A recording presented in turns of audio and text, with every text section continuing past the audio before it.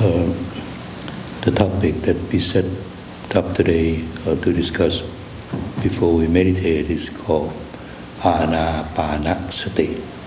It's a Pali term. Āna means breathing out. Apana is breathing in. Sati, to be mindful, stay observant, to pay attention. So this is a training that we can use by depending on our breath to guide us to see the truth about life. Okay. So from here on, last time we talked about the way we practice what we call Dhamma practice to live a noble life. We have two parts of that. First part, tranquility or calming the mind.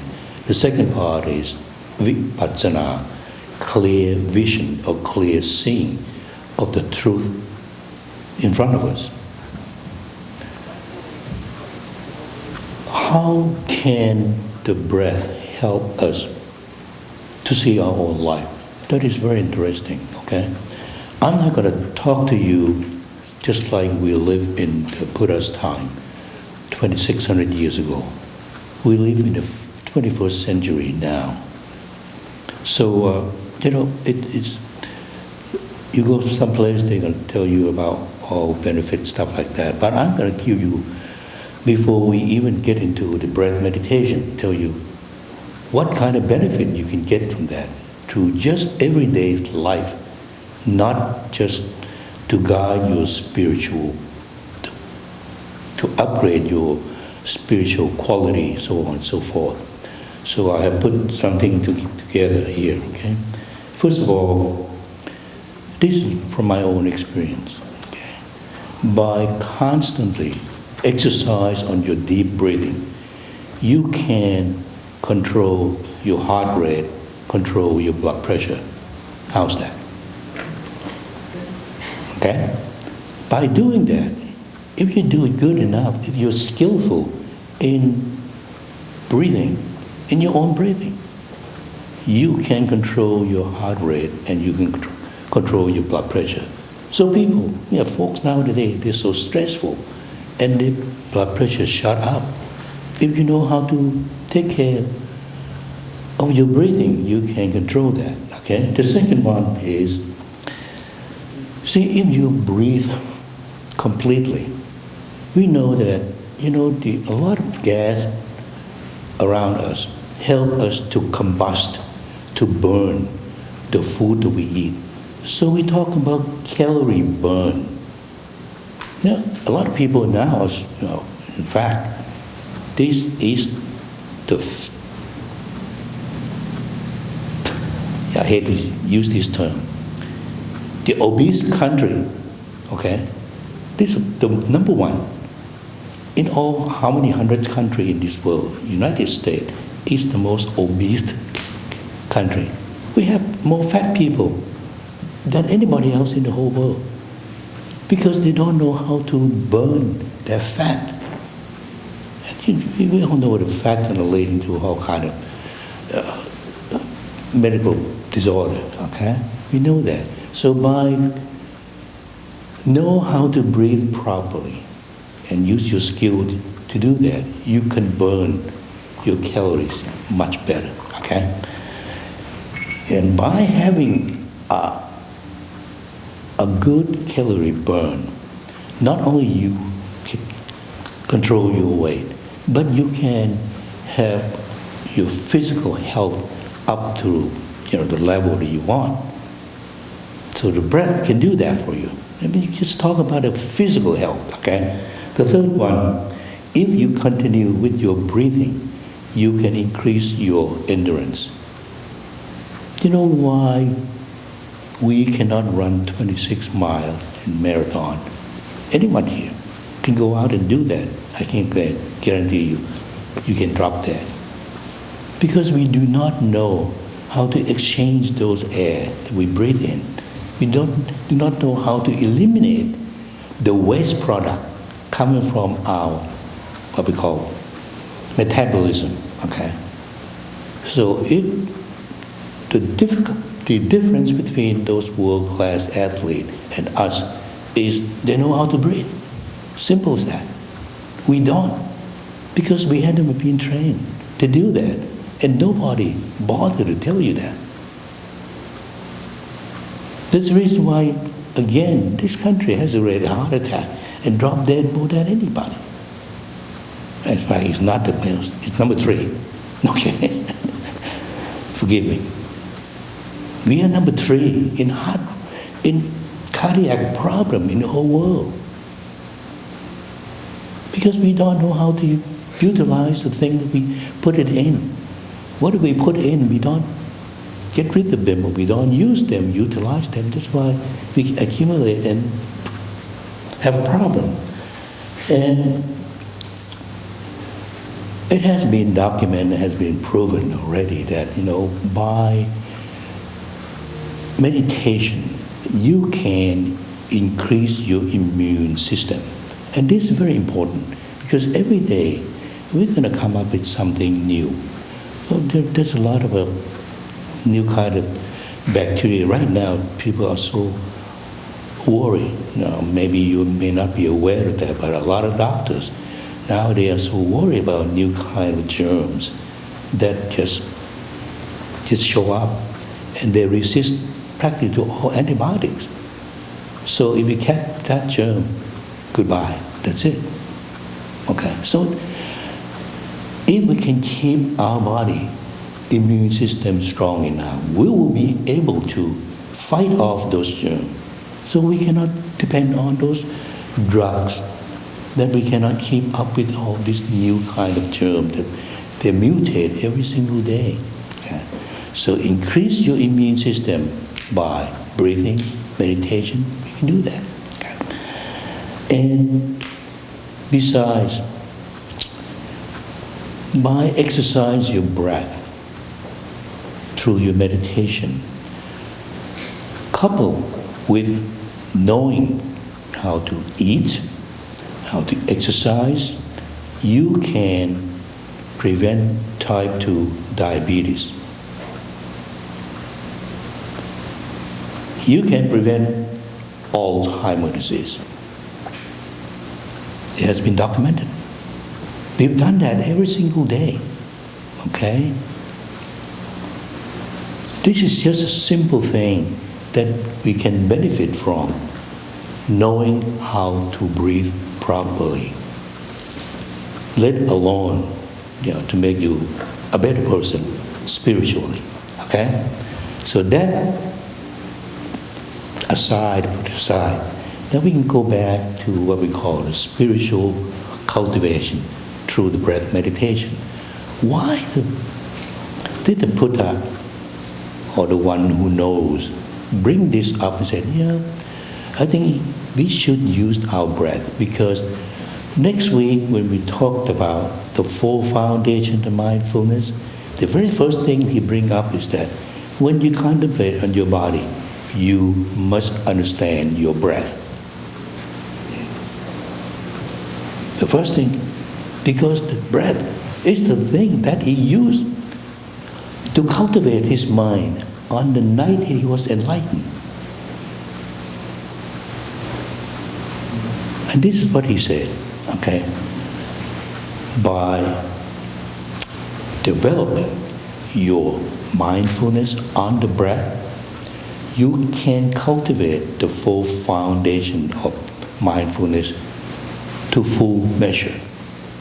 And by following, developing, and pursue the 4 foundation of mindfulness, you can develop the 7 factors of enlightenment to full measure. And when you develop and pursue the 7 factors of enlightenment to full measure, that's when you attain the knowledge and deliverance that is to be free from your own suffering. That's what his method, and that's what he followed, that's what he practiced, and that's what he attained. And how we can do this? This is what he said. You pick your place. Go to a quiet place. Go to Aranya Katowa. He said, go to the forest. Look at Mula Katowa. You can go sit underneath the shade of a tree, the root of a tree.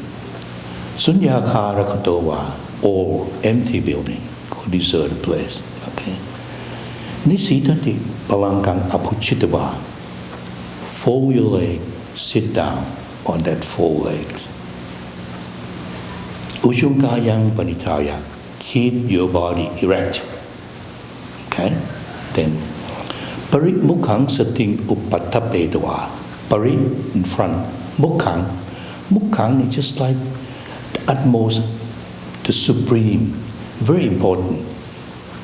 Sating, sati, mindfulness. Keep your mind in front of you as the most important thing at this very moment. So nothing is more important than your mind, right there in front. Parimukhang sating upatapedava. So satowa atsasati. Breathe out mindfully. Sato patsasati. Breathe in mindfully. That's what he said. That's what he told his mom. Said, look, that's what you should do. Okay?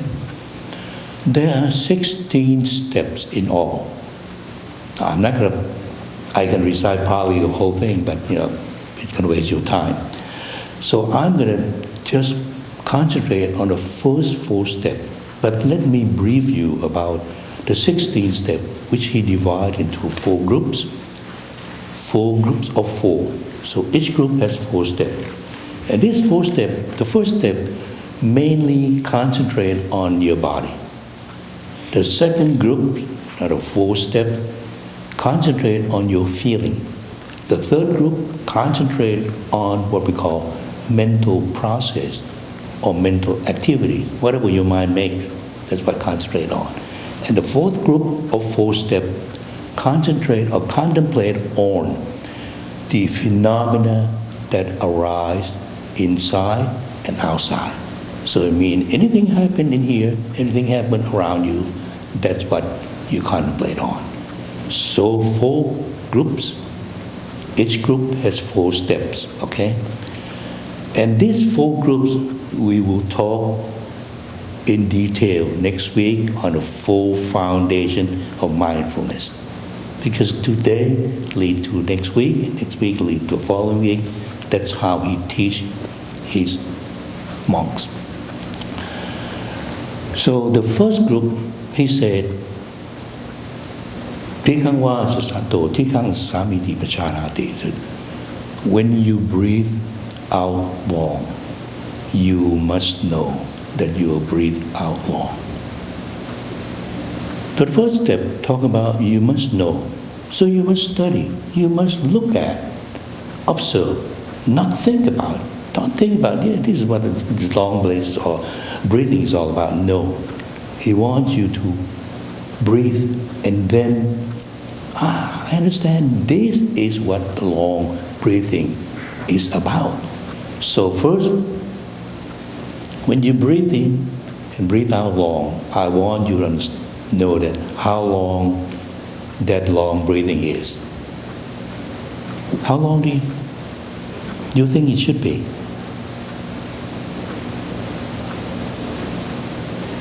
Do you know how many times you breathe in a minute? Normally?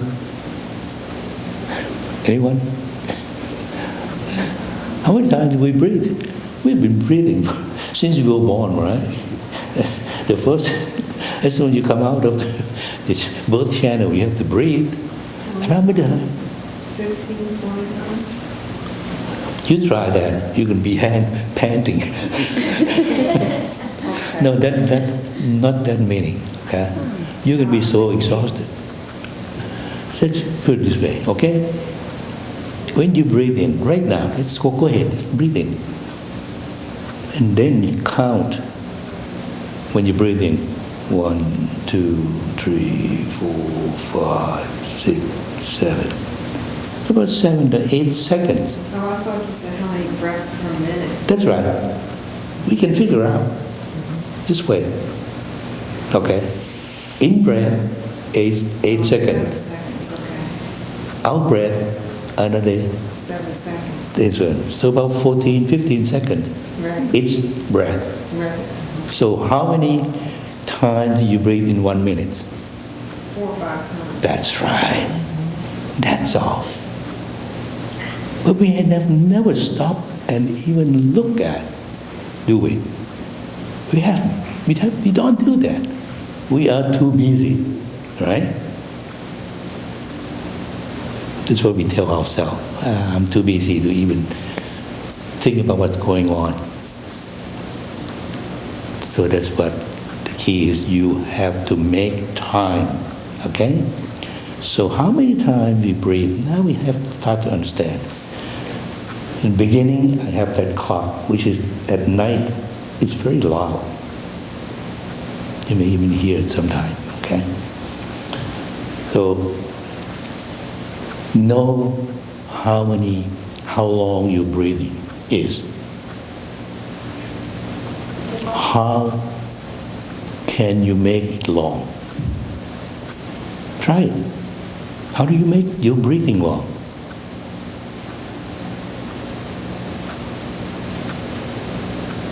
Anybody? So you use your muscle, your chest, right? What about your neck?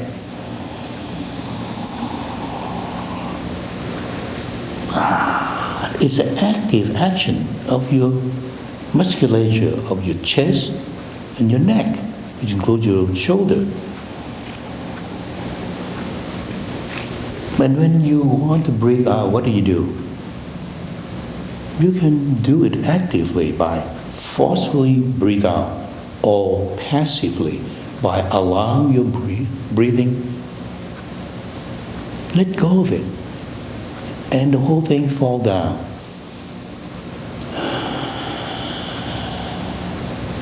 That is how we know the breath. Don't think about it. Do it. Experience it. Feel it. Okay? So very simple, right? If it's long, then it takes a long time to breathe in. It takes a long time to breathe out. What about the distance? When you breathe in, where does the air go? Right here through your nose. Go back down to the back of your throat, your nose, your throat, all down to your trachea, bronchial tube, then expand your lung. And where does it end? Your diaphragm. Right? So try it. So breathe in.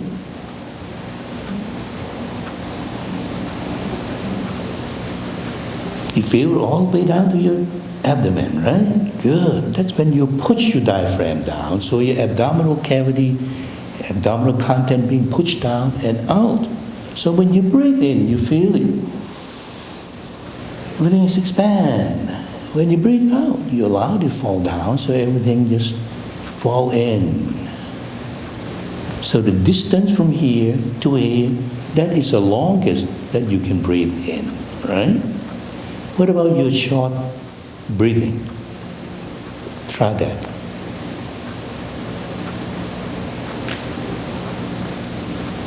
Just maybe go right here and come out. Right here and come out. Is it?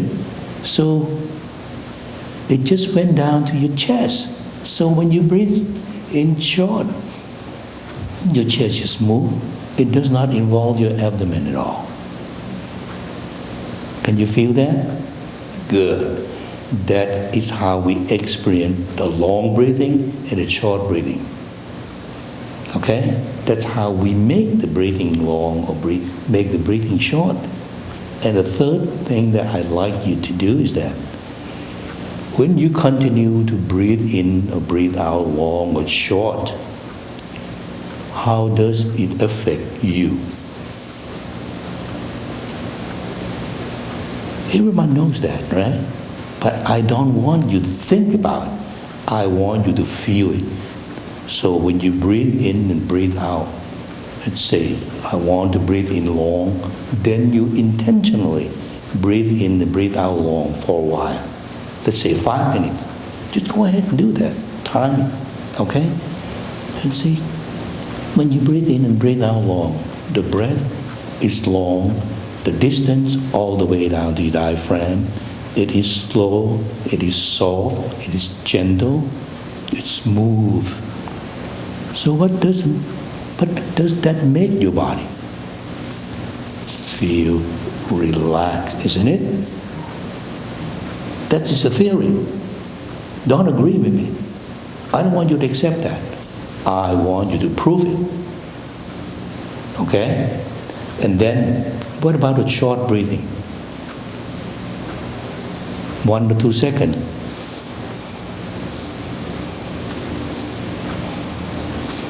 Do that for about 5 minutes and see how you feel. Have you tried that? Anyone? Yeah. You can pass out. Right? But don't take my word. I want you to do it and see how you feel about that. And that is the teaching of the Buddha. First, you know the theory. Second, you practice. And third, give me the result.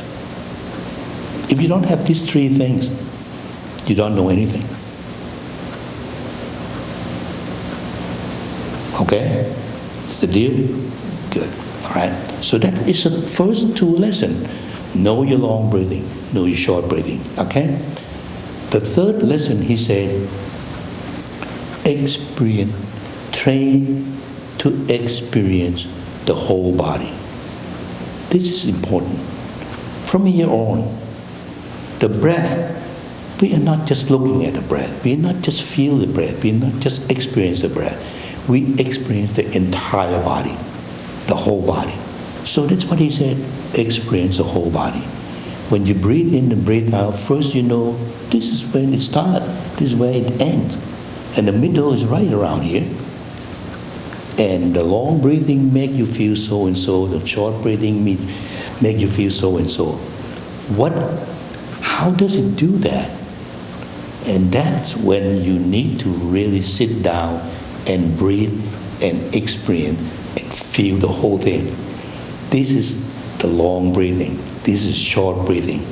And see, does it make my head feel good or feel kind of tight and headache? What about my body?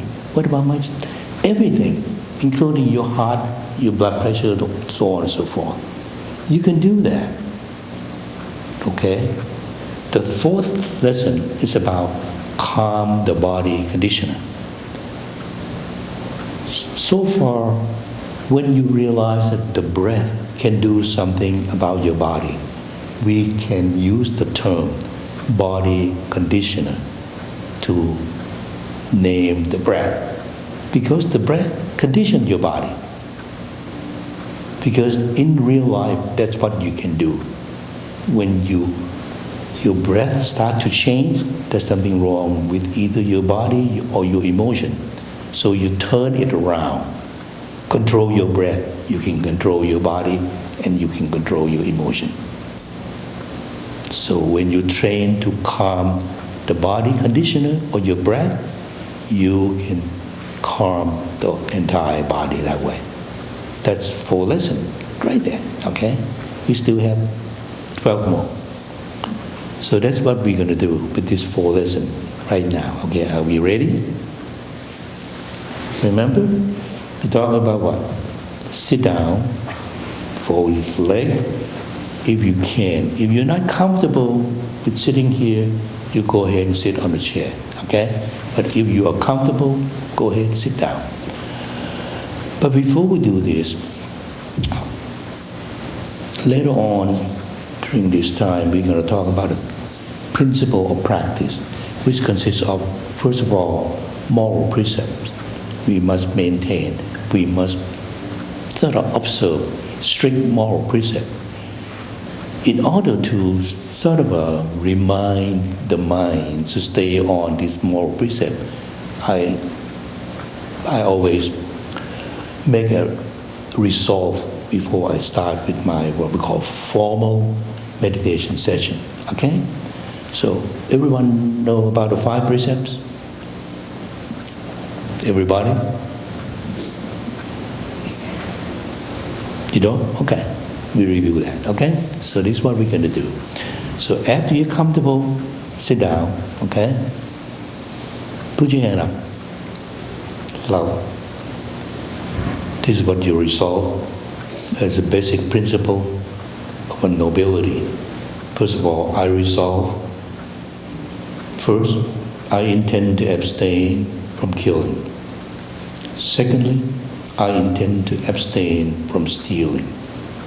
Thirdly, I intend to abstain from misconduct in sexual pleasure. Fourthly, I intend to abstain from false speech, which include lying,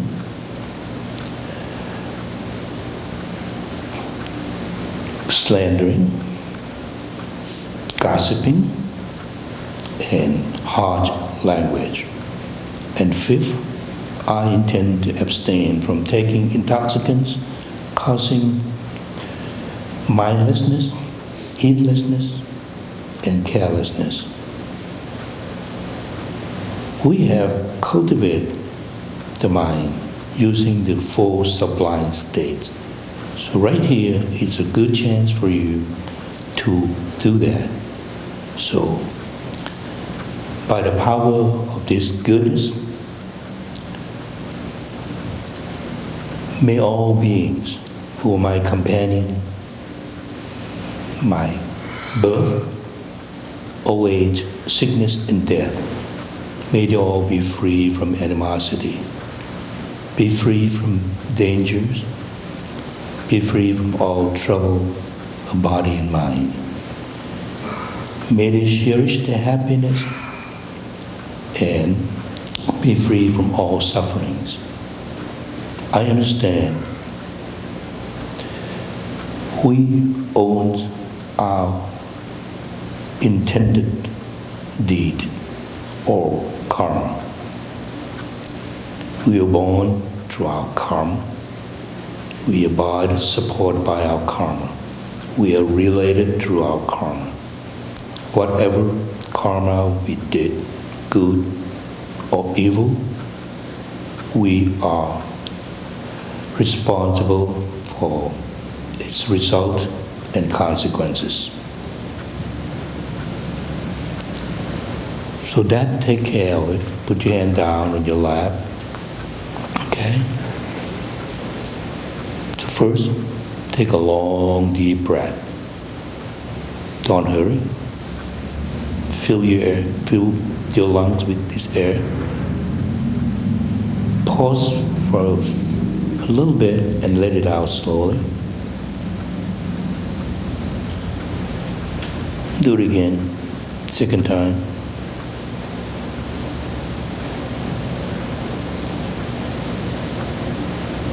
And then empty your lung. You can even tighten your abdomen to squeeze out all the air. Breathe in, third time.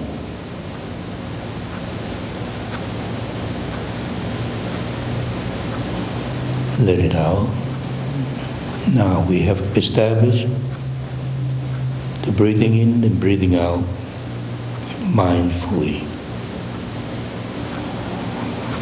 In order to prevent the mind from running off, wavering, we can use the quick counting, which will help us to determine the length of our breath.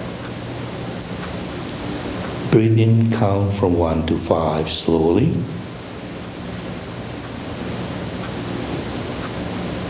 Pause, and while you're breathing out, count 1 to 5.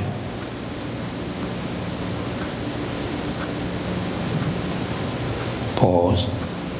Breathe in 1 to 6.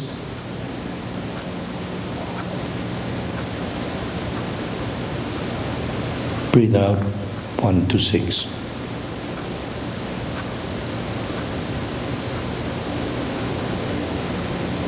Breathe in 1 to 7.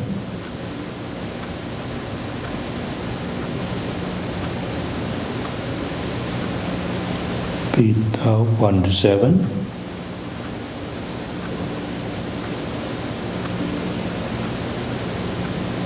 Breathe in 1 to 8.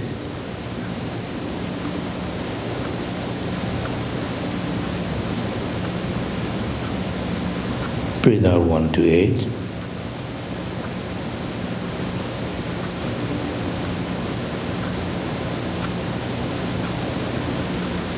Breathe in 1 to 9.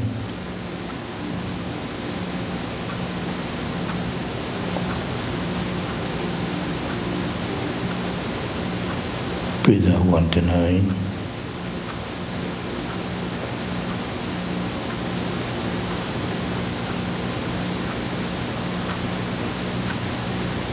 Breathe in 1 to 10.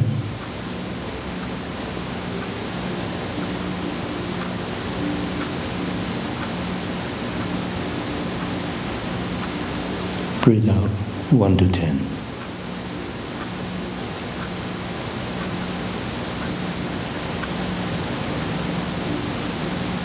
Now stay with your breath without counting.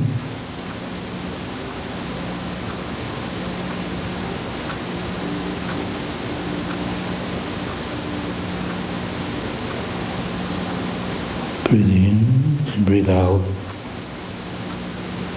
naturally, normally.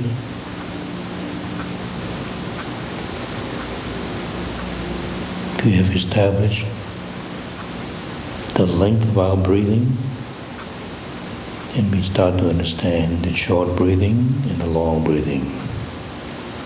At home, I want you to practice both. Take your time, practice on the long breathing until the long breathing becomes your habitual breathing. Because the long breathing is beneficial, and it should be your normal breathing in everyday's life. Right now, very, very few people breathe that kind of long breathing. We are always in a hurry, breathing very short. Try to hurry up, do a lot of things. So take your time during the day, practice your long breathing.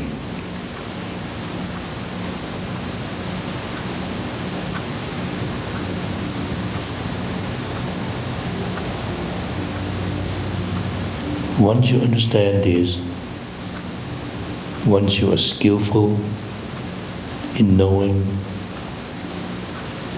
your breath, now we can jump into the teaching of the Buddha. First lesson, know your long breathing. You can estimate the breath, or you can use the distance.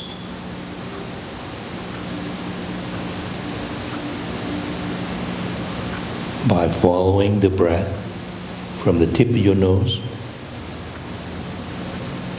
all the way down to your diaphragm. That's the end of your long in-breath. Pause just a bit and let it come out slowly. Allow it come out. Leave your nose slowly, gently. Then pause. Wait until the in-breath starts.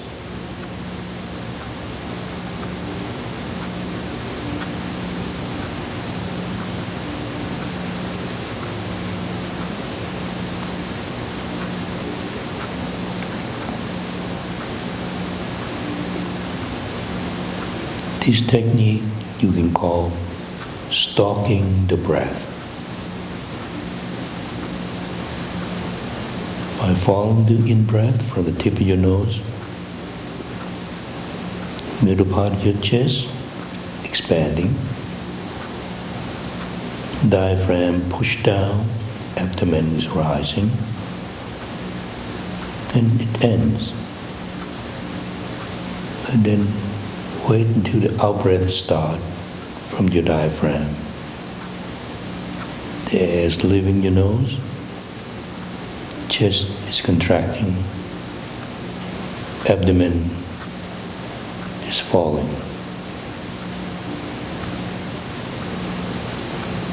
Make sure you relax your shoulder, your chest muscle, and your abdominal muscle.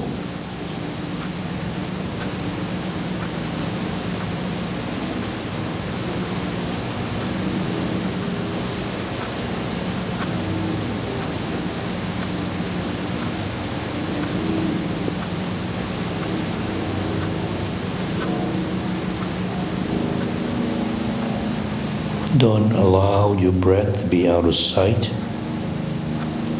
Stay with the in-breath all the way to your diaphragm.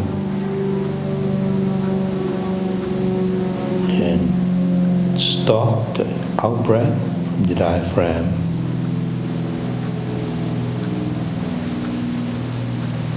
Till they leave your nose.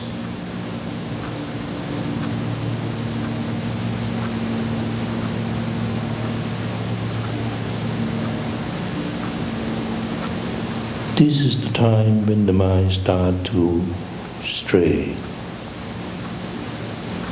running off. The mental currents start to flow out, to work, to play, to home, whatever. You must mentally make note of that. If the mind runs you home, just running home, then come back to rise and fall.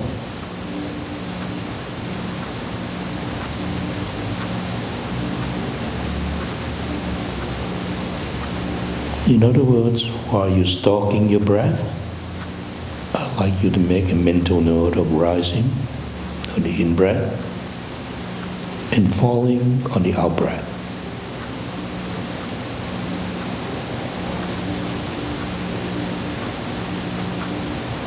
This little reminder will keep the mind aware of your breath, in-breath or out-breath.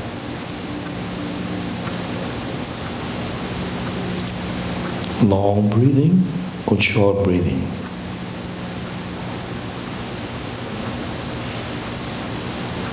Smooth or rough. Noisy or quiet.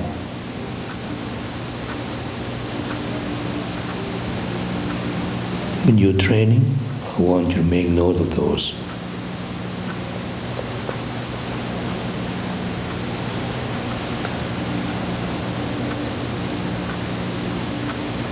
This is the most important step. From here on, it will be easier. But you must not miss any of these making notes. Whatever arises, whatever happened to your breath. That is the beginning of breath meditation.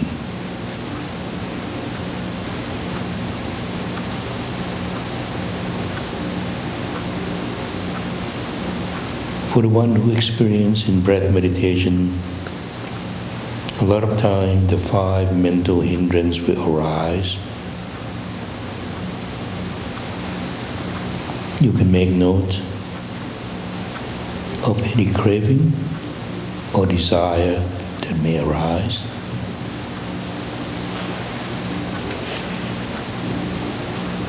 By noting, desiring, and then go right back to rise and fall. Sometimes ill will and hatred arise. Make note of those.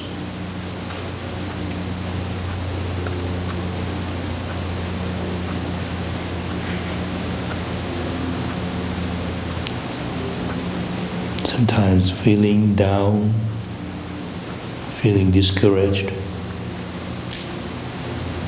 feeling depressed, make note of it.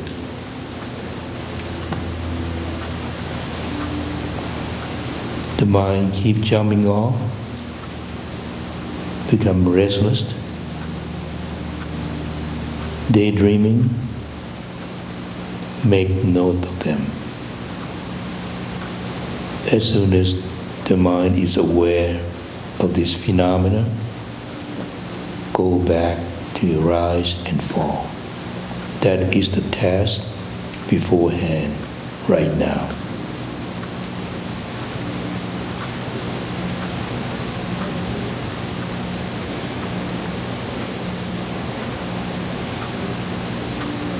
Uncertainty, doubt,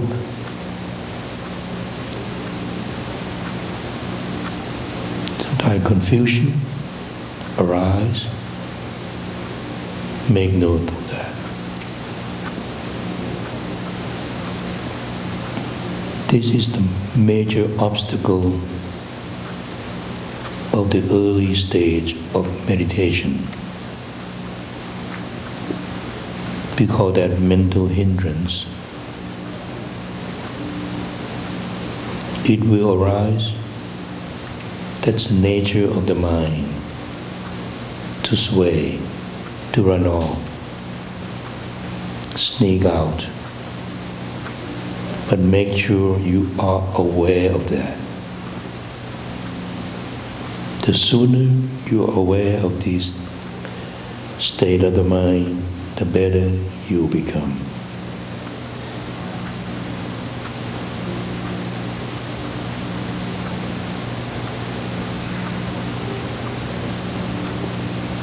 At these steps, we are stalking the breath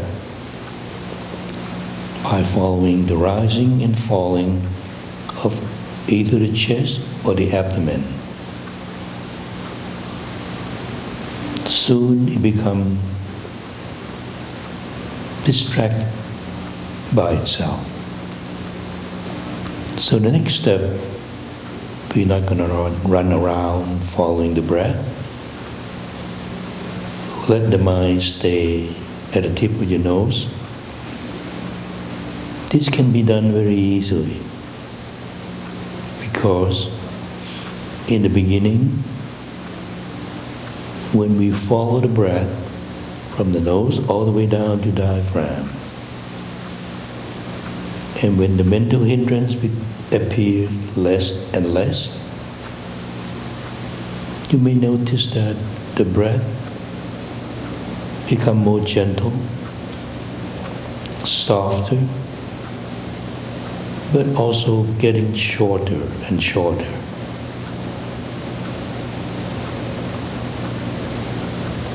Sooner or later, it will just stay around the nose. That is fine. Just feel the in-breath and the out-breath at the tip of the nose.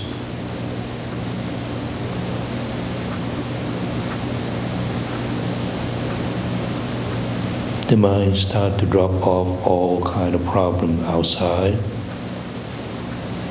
Stay around the tip of the nose with the breath.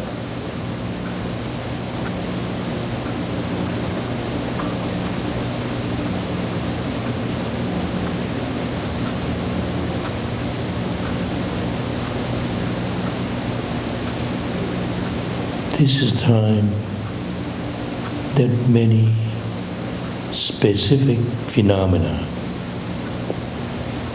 it begins with rapture.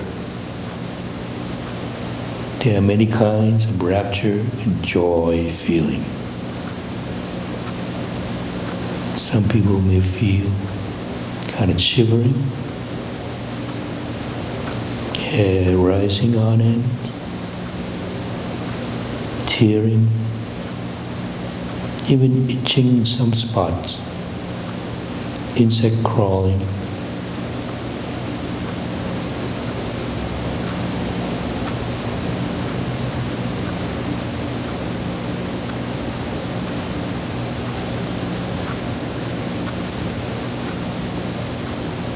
Stay with the breath around the tip of your nose.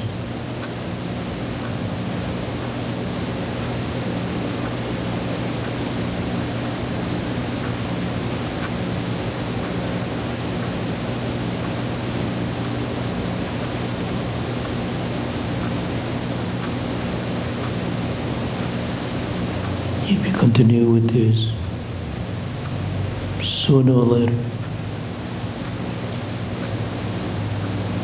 the mind, the breath,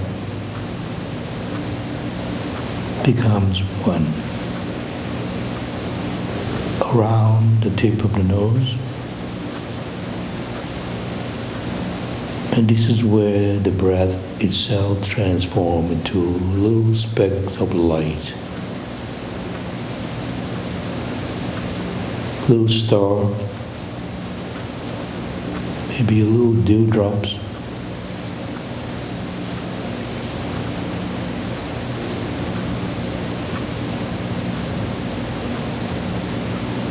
If you just watch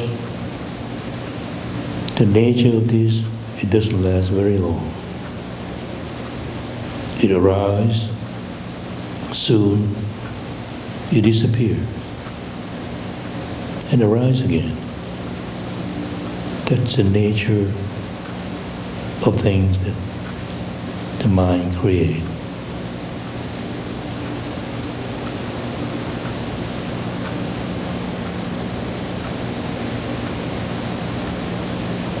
Soon this joy turns into real pleasure. Everything seems to be smooth, to be calm.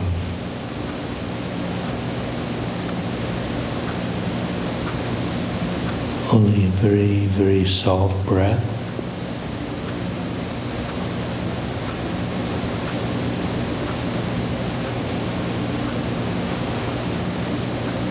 The breath is no longer the center of your attention,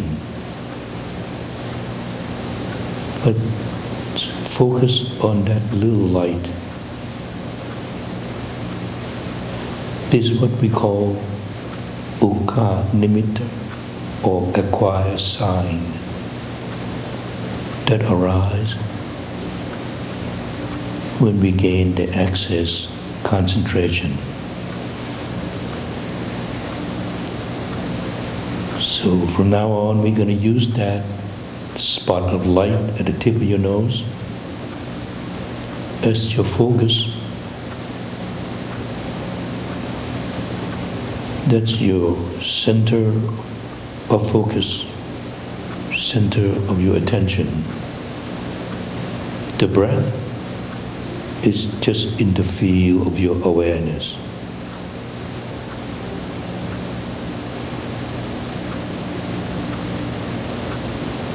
If you can maintain this, this is where one-pointedness arises.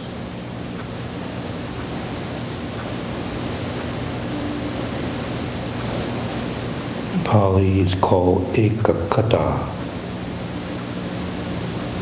the state of single-pointedness.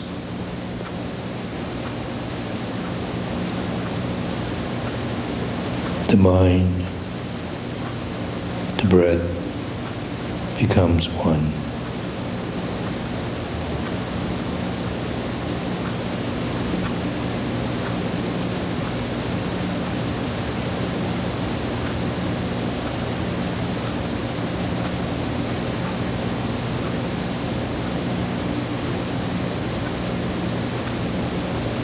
If you're experiencing this, you can have this phenomena for a long time.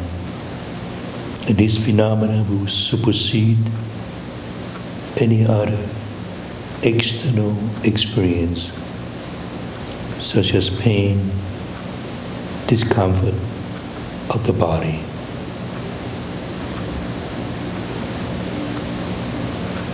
This is how we can sit for hours and hours and hours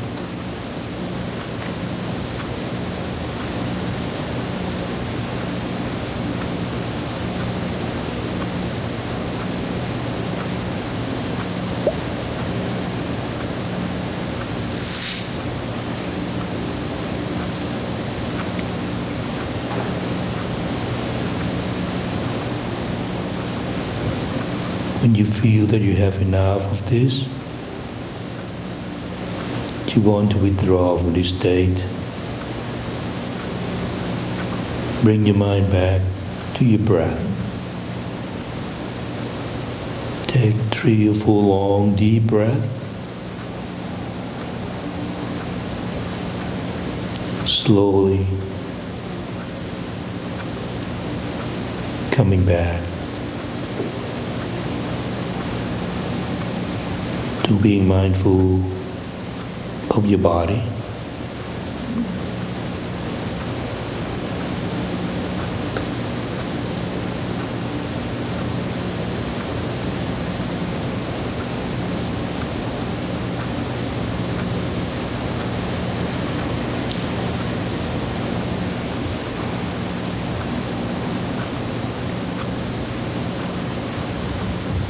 Relax. You can stretch a little bit. Any questions so far? First, what I was asking you is to use the counting and track them more than this. There's slow counting and quick counting. I skip to quick counting to save time, because quick counting can determine your length of the breath. If you count 1, 2, 1, 2, 1, 2, in and out, that's short breathing.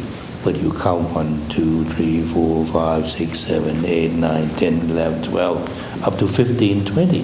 That's a long breathing. Breathe in and breathe out. So that is to determine the length of your breath. But also keep your mind on the breath. That's a benefit of it. Okay? So once your mind's on the breath, then you can start to get into the first lesson, know your long breathing. Okay? So once you do that, know your long breathing, then we go to the second technique to keep the mind on the breath. That is stalking or follow the breath closely. The first technique we call counting to keep the mind on the breath. Second technique is stalking.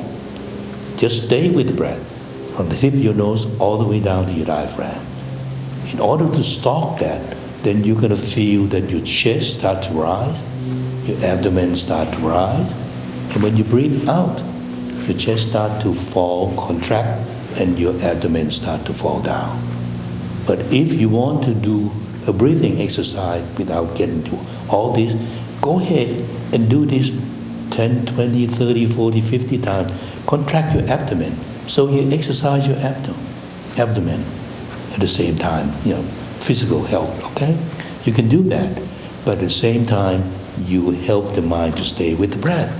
So when you are experiencing this, as soon as you breathe, your breathing go right down into soft, smooth, gentle, long breathing. That should be your normal, everyday breathing. Because right now we breathe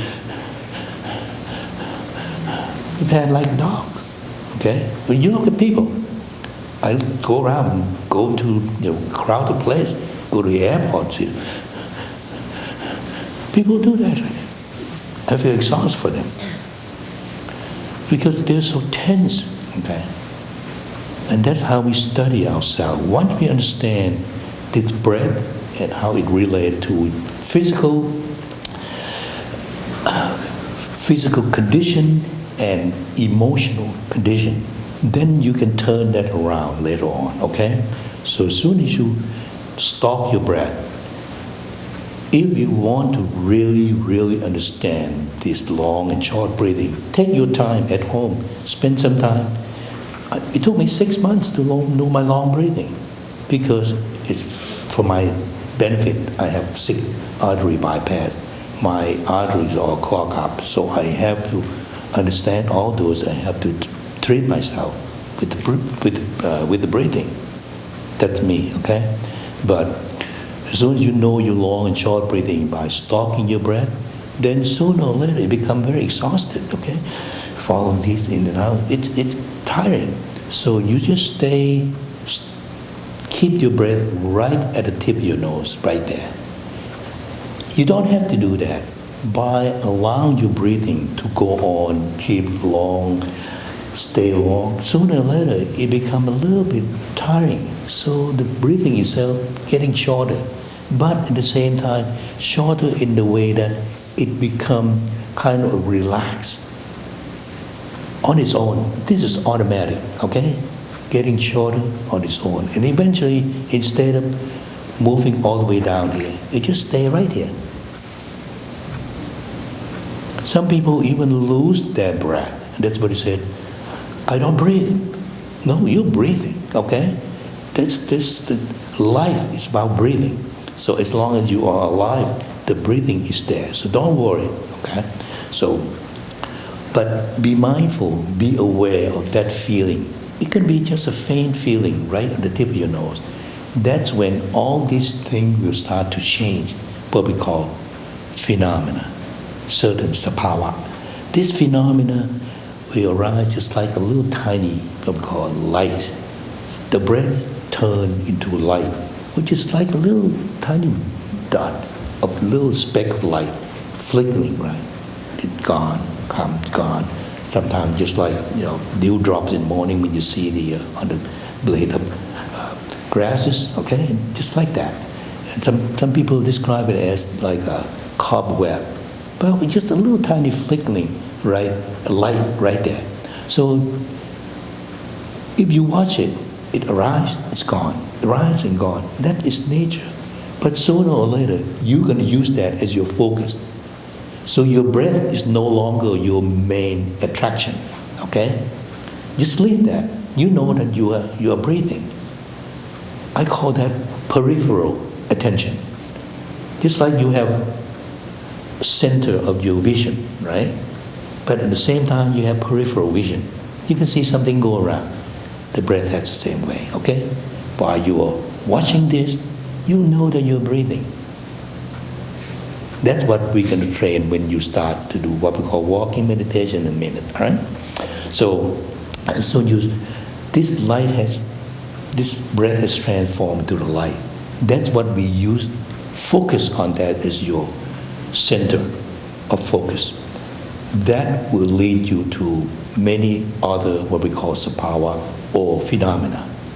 This is when you can feel everything just, some people feel like they're levitated, some people lose their hand, lose the feeling of the body. They don't feel anything because the mind is not anywhere else but that's one. This is what we call the state of absorption. In Pali called jhana. When you absorb into that, nothing else matters. But that is not the goal.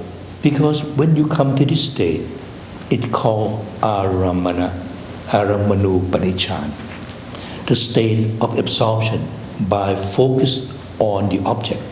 Aramana means object. What is your object? The breath. You concentrate on the breath until your mind is absorbed into it. Okay? It gives you a lot of this blissful feeling, this happiness, this pleasure. You feel so good. Most of people feel just like, man, I'm on cloud nine. I don't want to get out of this. But it doesn't do anything. Because as soon as you get out of that, you may have more problem. Why? Because while you are concentrating on your breath, you suppress every mental process, mental activities. So if you are an angry person, you may become more angrier than before. If you are a greedy person, you may be greedier than before. Be careful with that, because once you are obsessed or lost into this state, that's when you have no idea what's going on. You allow the mind to be compressed, suppressed so much, then when you come out of this state, it blow up. Okay? So be aware of that. This is not our goal.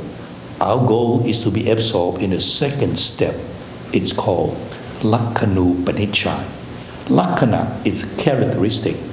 And that's why the last words that we were chanting, all things arise and gone. They are impermanent. they are stressful and nothing we can do to change that. I mean, there's no state of, no identity that you can call a real self in anything. Because it can go on its own natural way. That's why the three characteristics of impermanent, suffering, stressful, and not self. That is a characteristic. That's what we must see in all things that arise in your mind. And when you can see that, you can see the whole world around you exactly the same thing. Not think about it, but seeing it, have what we call clear vision, vipassana, insight. Clear vision, clear insight, clear seeing. Okay? That's the second step. That is a long way yet. Okay? It's not easy. It's not easy. I can guarantee you, it's not easy. Because at this stage, to keep your mind calm, absorbed in your breath, is difficult enough. Only very few people can attain that, and take them quite some time. But you can make it. You can do it.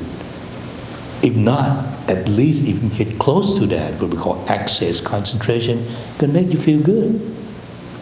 Guaranteed. Gonna make you feel good for a while, okay? But if you keep doing it every day, it's sustained. So you feel good about your life. That is the benefit of meditation, concentration. First, Tita Tham Sukha Vihara. It means that you have a pleasure, happiness in this life, right here and now. And secondly, when you meditate like this, it gives you benefit of being mindful, aware of everything around you at all times. You will not make a mistake in your life. You always know what's going on. And the third thing is that this is not a goal. It is something about people who want to train the mind to be so powerful that they can read mind, they can have all kind of psychic power, thing like that. It can be done, but not through the breath meditation, okay? Through other technique. And the fourth benefit is that you will be able to eliminate your defilements. All evil that you have inside you, you'll be able to get rid of them. Okay? So let's take about a couple of minutes break, and we'll come back and we'll do the walking meditation. Meditation is the thing that you do every day out there. It's not when you come here and you meditate in your home. You meditate while you're driving, you meditate when you're working, when you're eating, taking a shower, going to John, you meditate. It means that you understand, what am I doing? If you don't understand what I'm doing, you're not meditating, period. Okay? And that's what my development is all about. I know what I'm doing. That's meditation. So when we walk, I know what I'm walking. When I stand, I know when I'm standing. So before we walk, we stand. So stand, I call a composed stand. It means that you compose yourself, gather everything about your body, in your body, everything about your mind, in your mind. Don't let it travel out anywhere. Compose your body, compose your mind, right here. So when you stand, extend your awareness, pay attention to every part of your body from the head all the way down to the sole of your feet. I know I'm standing because I feel this way. Okay? That is composed, understanding posture. When you know that you're standing, you're going to start walking. I will show you further before. There are 6 steps of walking meditation. Okay? Start off simple. When you walk normally, if you make a mental note, left, right, that's easy. That's the first step, first stage. Okay, first stage, left, right. As soon as your left foot touch, that's right. That you feel it. Okay. Second stage, a little bit more. Lift. You lift your heel. In fact, there are more. Like lift your foot, place your foot. Lift, place, lift, place, lift, place, lift, place. You make a mental note, mindfully making note of things that the body is doing. Because right now we're still working on the body. The mind that knows what the body is doing. So if you lift your foot, lift, place, lift, place, lift, place, lift, place. So the third stage is I can sit here. lift, rest, place. Lift, rest, place. Lift. Now you lift your heel, rest your foot, place your foot. Francis, Lift, sweet. raise, lift, raise, Listen to place. that. Lift, raise, place. Lift, raise, place. Lift, raise, place. Lift, raise, place. That's 3. Yeah. That's stage 3. Stage 4. Lift, raise, touch, place. Lift, raise, touch, place. Lift your heel, raise your foot, touch your heel, place your foot. Lift, raise, touch, place. Lift, raise, touch, place. Lift, raise, touch, place. Lift, raise, touch, place. Lift, raise, touch, place. Make a mental note of that every single step that your body is How much you want? so the mind knows, okay? Lift, raise, touch, place. Fifth one. Lift, raise, move. Lift, raise, move, touch, place. Lift, raise, move, touch, place. Lift, raise, move, touch, place. Lift, raise, move, touch, place. Lift, raise, move, touch, place. I suggest that you do, normally just 3 stages is enough, okay? But if your mind is really crazy, have a lot of things that bother your mind, you go all the way to lift, raise, move, lower, touch, place. Lift, raise, move, lower, touch, place. If your mind has a lot of things to do, just really make your mind work. By doing that, going to make your mind so concentrate on the thing that you do. Because if you don't pay attention, you will stumble. You may even fall. I've seen that. People fall, okay? Because they can't coordinate between their body and their mind. So they fall. In order to do this, and this is very important, in the advancing age person, if you break any bone, chance of getting out of hospital is very slim. Okay? The death rate in the elderly who fracture their hip is the highest. Here's enough complications stuff like that. When I was practicing, I see that. So I always, there's a lot of precaution in the elderly people in nursing home, place like that. They must understand that they cannot fall, period. So if you start doing this when you're young, when you're strong, get your body so used to be mindful of your body motion, you prevent the fall. There's a lot of complication when you fall at an advancing age because you will not heal, period.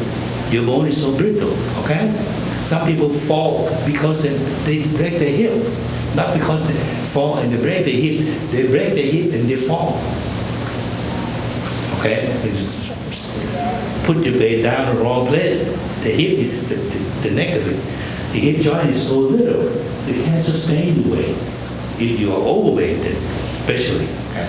So start with left, right, left, right, then lift, place, lift, place, lift, place.